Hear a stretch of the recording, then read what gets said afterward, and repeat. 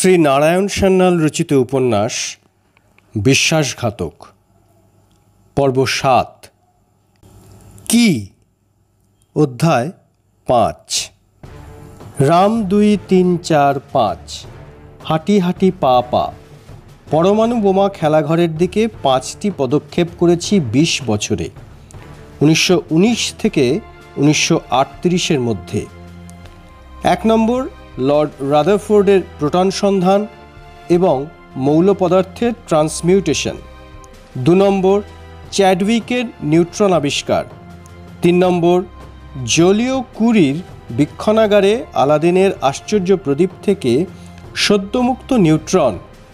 ৪ নম্বর ফেরমির অজ্ঞাতসারে uranium পরমাণুর হৃদয় বিদীর্ণকরণ এবং ৫ নম্বর ধাপ প্রফেসর অটো হানের সজ্ঞান ব্যাখ্যা।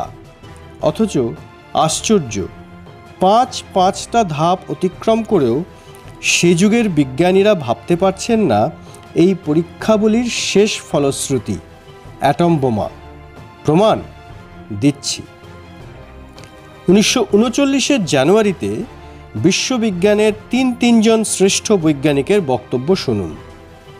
প্রফেসর নিলস বোর তার সহকারী ওয়েগনারকে বলছেন, পরমাণুর ভিতরকার ওই অপরিসীম সুষুপ্ত শক্তিকে মানুষ কোনোদিনই কাজে লাগাতে পারবে না। অন্তত ১৫টি অনতিক্রম্য বাধা আমার নজরে পড়েছে। প্রফেসর অটো হান তার সহকর্মী কোর্সচিংকে ওই সময় বলছেন, পরমাণুর অন্তর্নিহিত শক্তিকে মানুষ কুক্ষিগত করুক, এটা ঈশ্বরের অভিপ্রেত নয়। তাই আমাদের সামনে তিনি রেখেছেন অসংখ্য অনতিক্রম্য বাধা। প্রফেসর অ্যালবার্ট আইনস্টাইন একই সময়ে আমেরিকান রিপোর্টার ডব্লিউ.এল. লরেন্সকে বলছেন, পরমাণুর ভিতরের ঘুমন্ত শক্তিকে মানুষের কাজে লাগানো কোনোদিনই হয়তো সম্ভবপর হবে না, অন্তত আমাদের জীবদ্দশায় নয়। এ যুগের ইতিহাস আমি খুঁটিয়ে দেখেছি একজন বিজ্ঞানী সেই সময় থেকেই পৃথিবীর ভবিষ্যৎ নিয়ে চিন্তিত হয়ে পড়েছেন। আমি হাঙ্গেরিয়ান বিজ্ঞানী জিলার্ডের কথা বলছি। ইতিমধ্যে ভিয়েনা থেকে জিলার্ড এসছেন ইংল্যান্ডে, সেখান থেকে মার্কিন মুলুকে। এখানে এসে কোনো চাকরি বাকরি তখনও ধরতে পারেননি, কিন্তু কলাম্বিয়া বিশ্ববিদ্যালয় কর্তৃপক্ষ তাকে ল্যাবরেটরিতে কাজ করবার সুযোগ দিয়েছিলেন। অটো হানের প্রবন্ধ পড়ে তাঁর মনে পড়ে গেল সেই ৬ বছর আগেকার কথা। লর্ড রাদারফোর্ডের বক্তৃতা শুনে সেদিন তাঁর যা মনে হয়েছিল তার কথা। জিলার্ড তাঁর বন্ধু লিবোভিজের কাছে $২,০০০ ধার নিলেন এবং ১ গ্রাম রেডিয়াম কিনে কলাম্বিয়া বিশ্ববিদ্যালয়ে পরীক্ষা শুরু করে দিলেন। ৩-৪ দিন পরে তার পরীক্ষার ফলাফলগুলি দেখে নিরতিশয় আতঙ্কিত হলেন তিনি। তার মনে হলো রেডিয়াম বা ইউরেনিয়ামের পরমাণুকে বিদীর্ণ করে ইতিমধ্যেই একটি নিউট্রনকে মুক্ত করা গেছে। যদি ওই ধাতুর পরিমাণ কিছু বেশি হয় এবং এমন ব্যবস্থা করা যায় যাতে একের পর এক নিউট্রন মুক্ত হবে, তাহলে চক্রাবর্তন অবস্থা অর্থাৎ চেইন রিয়াকশন শুরু হয়ে যাবে। তার অনিবার্য ফল অত্যন্ত শক্তিশালী এক বিস্ফোরক, তাতে পৃথিবী ধ্বংস হয়ে যেতে পারে। জিলার্ড এসে হাজির হলেন পোপের দরবারে, ফিজিক্সের পোপ এনরিকো ফেরমি। ফেরমি বীতশ্রদ্ধ হয়ে পড়েছিলেন ফ্যাসিস্ট ইতালির জীবনযাত্রায়। নাৎসি জার্মানির মতো সেখানেও বৈজ্ঞানিকের ওপর কর্তৃত্ব করছিলেন মুসোলিনির গুপ্তচর বাহিনী। বিজ্ঞান ভিক্ষু ফেরমি পালাবার পথ খুঁজছিলেন। সুযোগ হয়ে গেল, হঠাৎ তিনি নোবেল প্রাইজ পেয়ে বসায়। ১৯৩৮-এ ফেরমিকে সুইডেন থেকে আমন্ত্রণ করা হলো। সস্ত্রীক ফেরমি এলেন স্টকহোমে, প্রাইজ নিলেন, কিন্তু ইটালিতে ফিরলেন না। সোজা পাড়ি জমালেন আমেরিকায়। এখন তিনি আমেরিকায়। ফেরমিকে জিলার্ড সব কথা খুলে বললেন, আমি বিশ্ববিখ্যাত বৈজ্ঞানিকদের সঙ্গে একমত নই। আমার ধারণা পরমাণু বোমা আদৌ অসম্ভব নয়। যেমন করে হোক এ দুর্দৈবকে রুখতে হবে। ফেরমি বললেন, বেশ মানলাম, কিন্তু কেমন করে সেটা রুখবেন আপনি?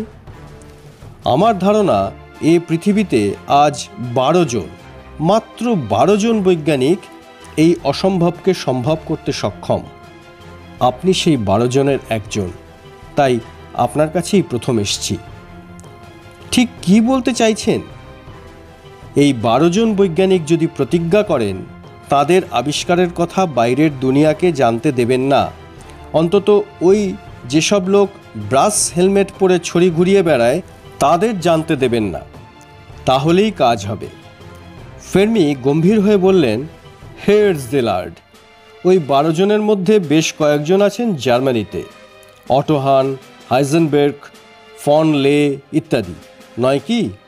নাৎসি জার্মানি কি তাদের রেহাই দেবে? কিন্তু কিছু তো একটা করা দরকার, আপনিই অগ্রণী হন। বেশ, আগামী শনিবার আমার এখানে আরও কয়েকজনকে ডাকছি, সবাই মিলে পরামর্শ করে দেখা যাক। কদিন পরে এনরিকোর ফেরমির বাড়িতে বসলো একটা ঘরোয়া বৈঠক। ফেরমি আর জিলার্ড ছাড়া সেখানে ছিলেন আরও 3 জন তরুণ বিজ্ঞানী, উইগনার, টেলর আর গ্যামো। ওদের সামনে জিলার্ড তার বক্তব্য রাখলেন, বললেন, একটা কথা আপনারা খুব ধীর স্থিরভাবে ভেবে দেখুন, হিটলার লোকটা পাগল নয়, তাহলে সে কোন সাহসে সারা দুনিয়ার বিরুদ্ধে দ্বৈরথ সমরে নামতে চায়? হ্যাঁ, সারা দুনিয়া। একমাত্র মুসোলিনি ছাড়া সে কারো সঙ্গে সম্ভাষ রাখার চেষ্টা করছে না।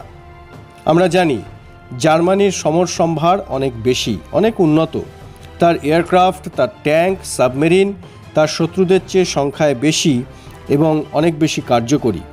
কিন্তু এ কথাও তো নির্মম সত্য যে তার শত্রুদের তুলনায় তার জনবল, খনিজ সম্পদ, খাদ্য সম্ভার অনেক কম। বিশ্বযুদ্ধে যে রাতারাতি জেতা যায় না, সেটা তো প্রথম বিশ্বযুদ্ধেই জার্মানি হাড়ে হাড়ে বুঝেছে। তাহলে এই ইকুয়েশনে কি এমন অজ্ঞাত ফ্যাক্টর এক্স আছে যাতে সমীকরণের পাল্লা ভারী হয়ে পড়ছে? টেলর বলেন, আপনিই বলুন। জিলার্ড তৎক্ষণাৎ টেবিলের ওপর মেলে ধরেন একটা জার্মান পত্রিকা, ডিউটসে অ্যালজেমিনি জেনতাক। তাতে প্রকাশিত হয়েছে ডক্টর ফ্লুগের একটা প্রবন্ধ পাঠে জানা গেল 30 এপ্রিল 1938-এ বার্লিনে 6 জন জার্মান নিউক্লিয়ার ফিজিসিস্ট সম্মিলিত হয়েছিলেন সরকারি উদ্যোগে। উদ্দেশ্য পরমাণু শক্তির সন্ধান। ওরা কতদূর কি করছেন তাও কিছু কিছু প্রকাশিত হয়েছে। জিলার্ড বললেন, মন্ত্রগুপ্তি নাৎসি জার্মানির ধর্ম। তারা যখন প্রকাশ্যে এত কথা লিখেছে তখন নিশ্চয়ই তারা গোপনে অনেকটা এগিয়ে গেছে। হয়তো বছরখানেকের ভেতরেই ওরা পরমাণু বোমা তৈরি করে ফেলবে। আমার দৃঢ় ধারণা এই পরমাণু বোমাটিই হচ্ছে আমাদের ওই সমীকরণের যথার্থ বিষয়ে অজ্ঞাত রহস্য। ওই শক্তির জন্যই হিটলার এতটা বেপরোয়া। ফেরমি বললেন, ধরা যাক কথাগুলি যা বললেন তাই সত্য, এক্ষেত্রে আমাদের করণীয় কি? জিলার্ড বলেন, আমার মতে 2টো কাজ অবিলম্বে আমাদের করা উচিত।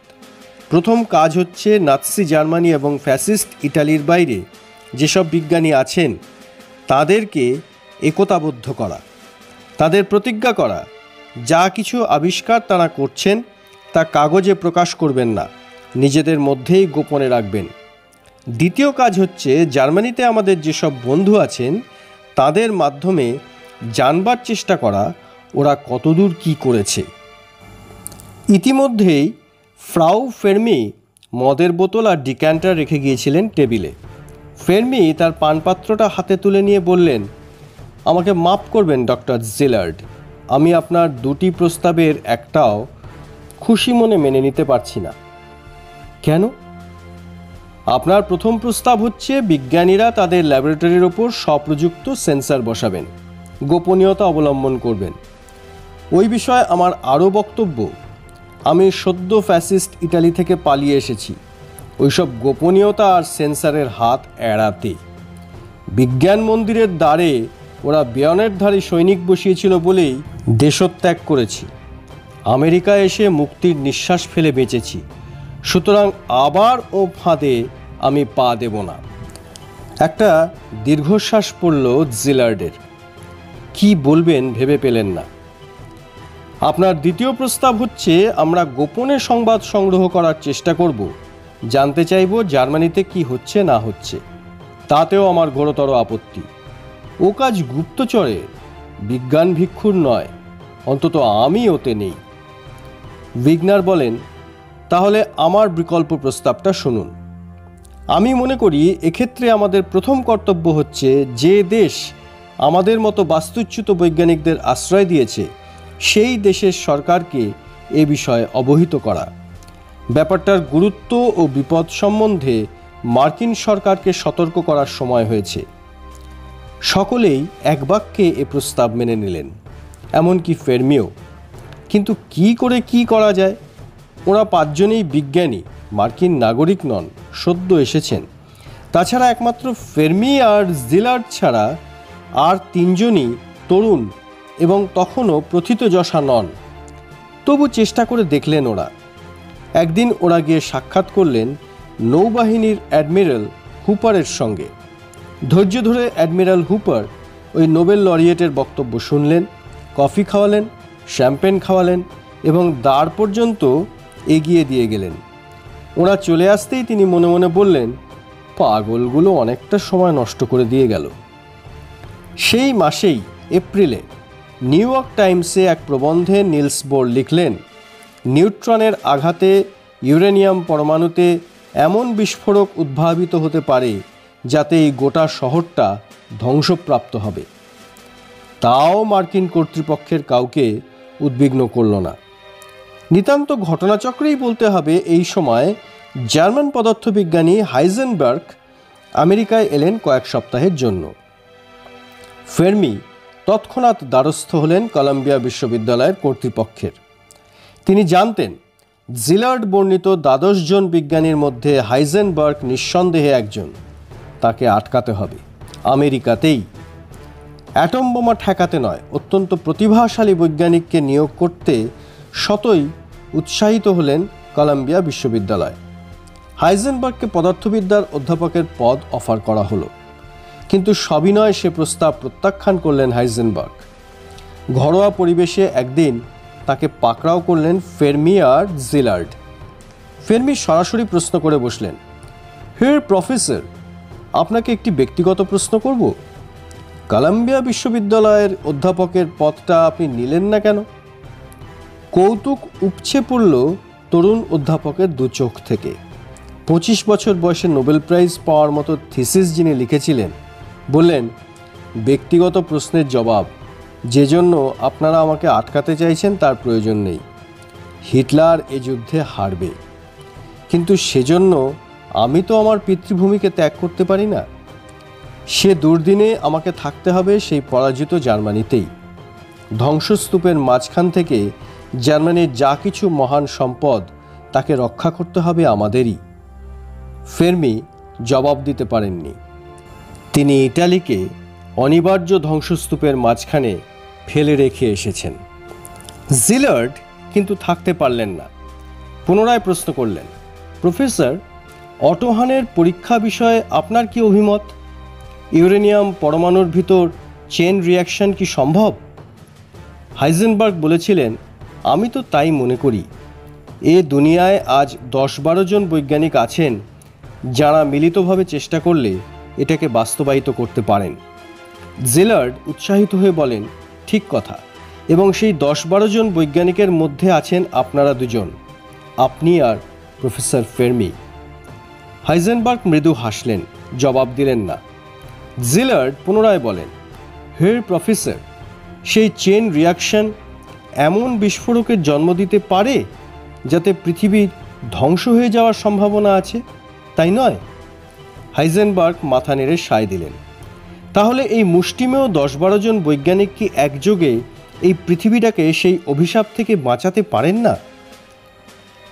পারেন, থিওরিটিক্যালি, কিন্তু সে সম্ভাবনাকে বাস্তবায়িত করার কোনো পথ তো আমি দেখতে পাচ্ছি না।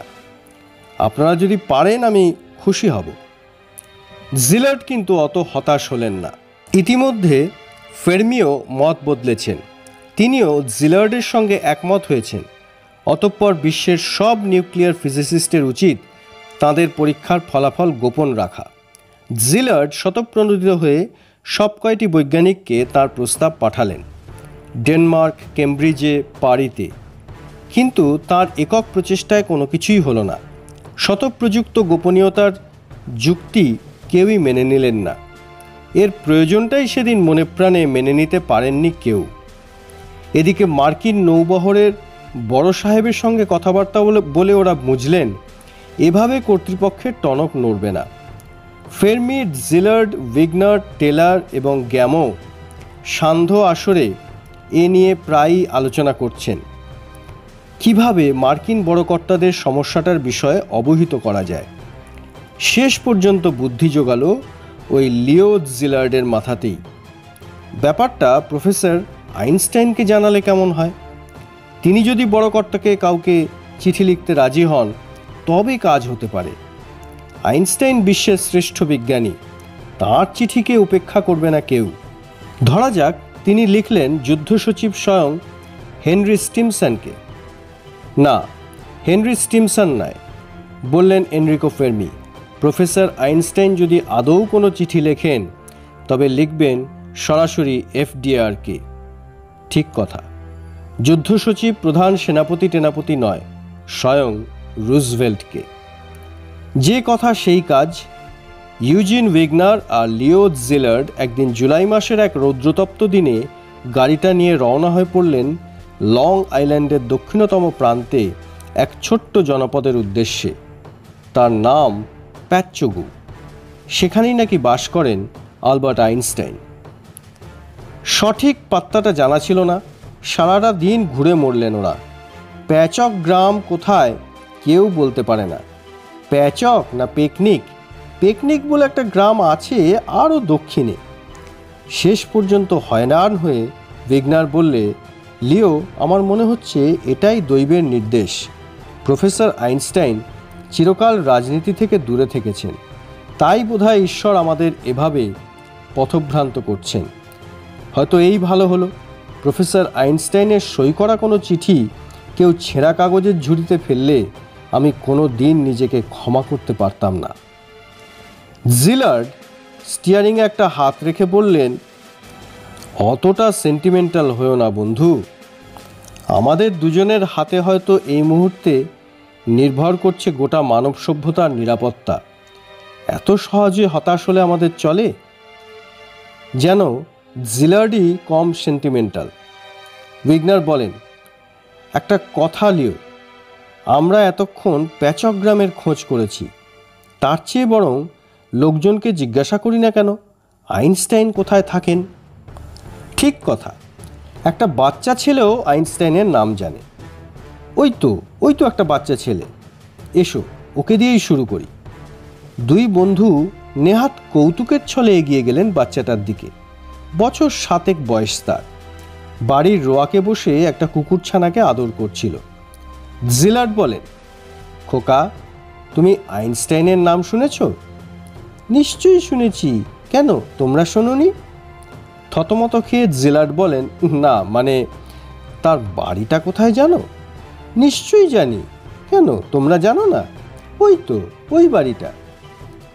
বস্তুত যেখানে গাড়ি থামিয়ে উইগনার বলেছিলেন ভাগ্যদেবতার নির্দেশ অন্যরকম, সেখান থেকে কথার বদলে ঢিল ছুড়লে আইনস্টাইনের বৈঠকখানার জানলার কাজ ভেঙে যেত।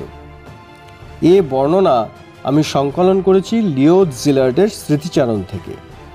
এবার তার ইংরাজি রচনার একটা মূল পংক্তি উদ্ধার করে দিচ্ছি, পাছে অনুবাদ করতে গিয়ে তার অঙ্গহানি করে ফেলি।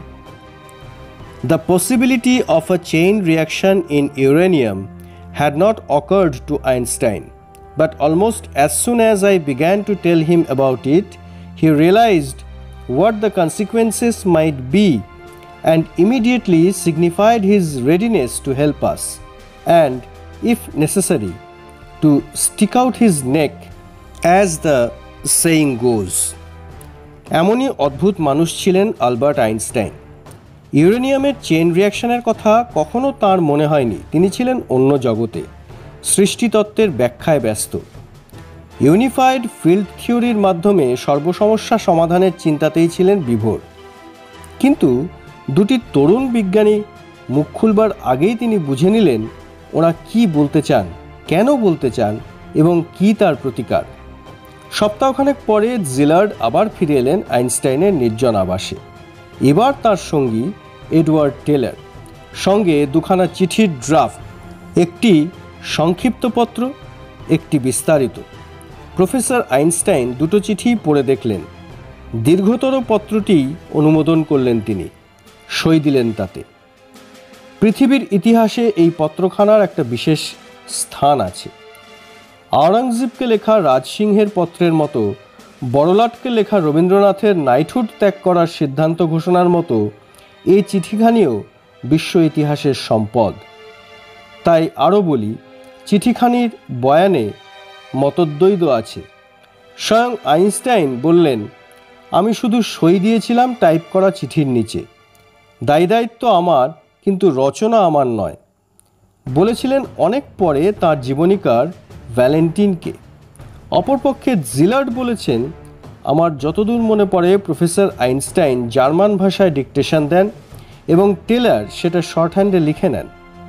সেইটা অবলম্বন করে আমি দুখানা চিঠি ইংরেজিতে রচনা করি, একটা হ্রস্ব, একটা দীর্ঘ। প্রফেসর নিজেই তার ভেতর থেকে বৃহত্তরখানি বেছে নেন। পত্রের অনুষঙ্গ হিসাবে আমি একটি মেমোরেন্ডাম যুক্ত করে দিই। চিঠিখানি ডাকে পাঠালে যথোপযুক্ত ফলপ্রসূ হবে না। এমন কারো হাতে পাঠাতে হবে যিনি 5 কাজে ব্যস্ত প্রেসিডেন্টকে বুঝিয়ে দিতে পারেন। ডক্টর আলেকজান্ডার সাক্স একজন কোটিপতি, প্রেসিডেন্ট রুজভেল্টের বন্ধুস্থানীয়। হোয়াইট হাউসে যাতায়াত আছে তার। সব কথা শুনে তিনি দায়িত্ব নিলেন। চিঠিখানি প্রেসিডেন্টকে পৌঁছে দেবেন এবং তার গুরুত্ব সম্বন্ধে প্রেসিডেন্টকে অবহিত করবেন। সাক্স ইন্টারভিউ চাইলেন, কিন্তু সেটা পেতেই তার সময় লেগে গেল 2.5 মাস। আগস্টের প্রথম সপ্তাহে আইনস্টাইন যে চিঠির নিচে সই দেন, সেটি নিয়ে তিনি হোয়াইট হাউসে হাজির হলেন 11ই সেপ্টেম্বর। অর্থাৎ ইউরোপ খণ্ডে ততদিনে বিশ্বযুদ্ধের বয়স 1 মাস। আমেরিকা তখনও নিরপেক্ষ। দীর্ঘ পত্রটি নিজেই পড়ে শোনালেন সাক্স। বেশ বুঝতে পারছিলেন তার শ্রোতা উসখুস করছেন।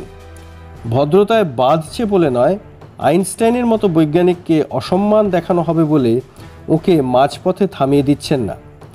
সে যাই হোক, পত্রপাঠ এক সময় শেষ হলো।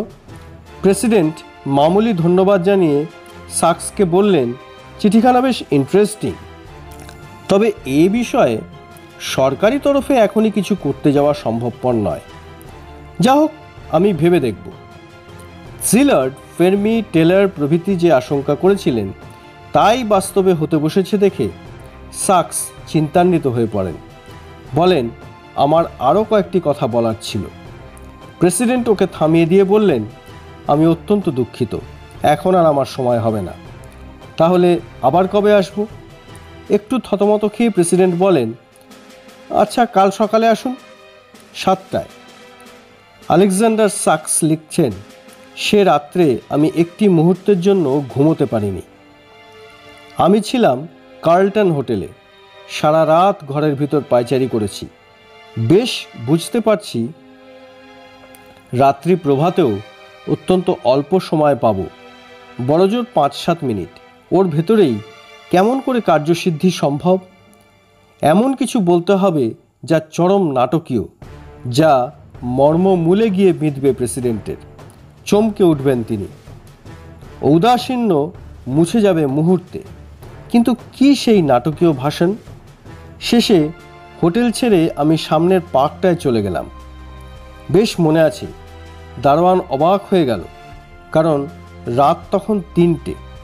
পার্কের বেঞ্চে বসে থাকতে থাকতে হঠাৎ আমার মাথায় একটা ফন্দি খেলে গেল। হ্যাঁ, হলে ওই অস্ত্রেই প্রেসিডেন্ট কাত হবেন। আমি ফিরে এলাম হোটেলে, স্নান করলাম, ঘড়িতে দেখলাম 6:30। হোয়াইট হাউসে টেলিফোন করলাম।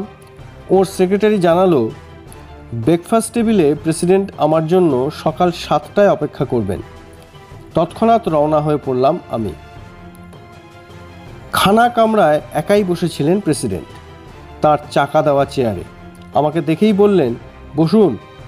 ব্রেকফাস্ট এমনিতেই বেশি খাওয়া হয়েছে, তার উপর আপনার গুরুপাক বক্তৃতাটা হজম হবে তো? উনি আমার সঙ্গে এমন রসিকতা করতেন মাঝে মাঝে। আমার মন কিন্তু সেদিন রসিকতার জন্য প্রস্তুত ছিল না। জবাবে আমি গম্ভীরভাবে বললাম, আমি আপনার বেশি সময় নেব না। যা বলবার তা প্রফেসর আইনস্টাইন বলেছেন। তার অনুষঙ্গ হিসাবে একটা ছোট গল্প আমার মনে পড়ে গিয়েছিল। গল্প নয়, সত্য ঘটনা। আমার মনে হলো সেটা আপনাকে বলে রাখা ভালো। প্রেসিডেন্ট পুনরায় ঠাট্টা করে ওঠেন। ও, বক্তৃতা নয়, গল্প? বলুন বলুন, আমার প্রচুর সময় হাতে আছে। আমি বলে চলি, নেপোলিয়ন বোনাপার্ট তখন গোটা ইউরোপের মালিক। বাকি আছে শুধু ইংল্যান্ড। ট্রাফালগার যুদ্ধের ঠিক আগের কথা। রবার্ট ফুলটন নামে একজন মার্কিন বৈজ্ঞানিক এসে দেখা করল বিশ্ববিজয়ী নেপোলিয়নের সঙ্গে। নেপোলিয়ন তখন অত্যন্ত ব্যস্ত। ইংলিশ চ্যানেল অতিক্রম করে ইংল্যান্ড আক্রমণের যাবতীয় ব্যবস্থা করতে হচ্ছে তাকে। ওই বৈজ্ঞানিকের সঙ্গে কথা বলার সময় নেই। 2.5 মাস চেষ্টা করে শেষমেশ বৈজ্ঞানিক মাত্র কয়েক মিনিটের সময় পেলেন সম্রাটের সঙ্গে সাক্ষাৎকারে। তার ভিতরে তিনি কোনো ক্রমে বললেন তিনি এমন এক ধরনের জাহাজ প্রস্তুত করতে পারেন যা নাকি পালের হাওয়ায় চলে না, চলে বাষ্পের শক্তিতে। নেপোলিয়ন ওর কথা শুনে মনে মনে হেসেছিলেন। পাল ছাড়া শুধু বাষ্পে জাহাজ চলতে পারে এমন আষাঢ়ে গল্প তিনি বিশ্বাসই করতে পারেননি।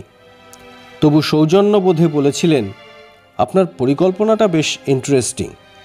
আচ্ছা, ভেবে দেখব আমি গল্প শেষ করলাম। দেখি প্রেসিডেন্টের মুখটা থমথম করছে। পুনরায় বলি, সেদিন যদি নেপোলিয়ন আরেকটু দূরদর্শিতার পরিচয় দিতেন, আরেকটু সম্মান দেখাতেন বৈজ্ঞানিকটিকে, তাহলে পৃথিবীর ইতিহাস হয়তো অন্যভাবে লেখা হতো। আরও 3-4 মিনিট নির্বাক বসে রইলেন রুজভেল্ট, প্রস্তর মূর্তির মতো, গভীর চিন্তায় মগ্ন। তারপর তিনি একটা কাগজে কি লিখে খাস কামরার আর্দালির হাতে দিলেন। লোকটা ভিতরে গেল এবং ফিরে এলো একটা মদের বোতল নিয়ে। নেপোলিয়নের সমসাময়িক ফরাসি কনিয়াক। দীর্ঘদিন সেটা রাখা ছিল রুজভেল্টের সেলারে। কি জানি কেন হঠাৎ এই মুহূর্তটিকে সেলিব্রেট করতে চাইলেন প্রেসিডেন্ট। 200 বছরের পুরাতন মদ নিজের হাতে ঢাললেন 2টি পাত্রে। একটি বাড়িয়ে দিলেন আমার দিকে, অপরটি তুলে আমাকে ইঙ্গিত করলেন।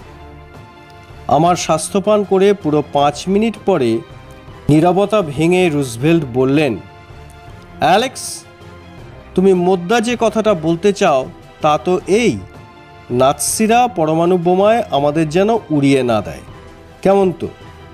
ঠিক তাই। তৎক্ষণাৎ বেল বাজালেন প্রেসিডেন্ট। ডেকে পাঠালেন তার মিলিটারি অ্যাটাশে জেনারেল পা ওয়াটসনকে। পরমুহূর্তে এসে উপস্থিত হলেন জেনারেল। সসম্মানে দাঁড়ালেন আদেশের অপেক্ষায়। আইনস্টাইনের কাছ থেকে পাওয়া চিঠির গোছা তার দিকে বাড়িয়ে ধরে প্রেসিডেন্ট শুধু বললেন একটি বাক্য, পা, দিস রিকোয়ার্স অ্যাকশন।